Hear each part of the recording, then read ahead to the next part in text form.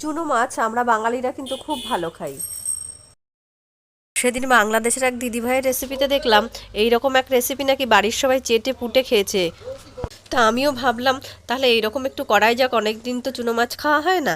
তো বাজার থেকে কিছুটা চুনো মাছ নিয়ে এসেছিলো। এইবারে আমি শিম, বেগুন, পেঁয়াজ, কাঁচা লঙ্কা, ধনেপাতা আর টমেটো কুচি কুচি করে কেটে নিয়েছি, আর কিছুটা রসুন কুচিয়ে নিয়েছি, সেটাকে ফোড়ন দিয়ে দিলাম। কিছুটা লবণ নিয়ে হাতে এবার এইগুলোকে খুব ভালোভাবে চটকে চটকে এমনভাবে মেখে নিয়েছি যেন পুরোটাই এখানেই একদম নরম হয়ে যায়। আর এর মধ্যে একটু হলুদ গুঁড়োও দিয়ে দিলাম। তো আমার সবজিটা চটকানো মোটামুটি হয়ে গেছে। এইবার আমি কি করব, সেই যে মাছগুলোকে ধুয়ে রেখে দিয়েছিলাম সেই মাছগুলো, এই মাছগুলো কিন্তু কাটতে হয় না, খুবই সুবিধা, বাজার থেকে নিয়ে আসলে একটু খুব ভালো করে ধুয়ে নিলেই হয়ে যায়, একদমই ঝামেলাহীন এক মাছগুলো। এইবার হাতে কিছুটা সর্ষের তেল নিয়ে মাছগুলোর মধ্যে দিয়ে ভালোভাবে মেখে নিতে হবে। এতে কি হবে, মাছগুলো যখন আমরা কড়াইতে দেবো মাছগুলো কিন্তু ভেঙে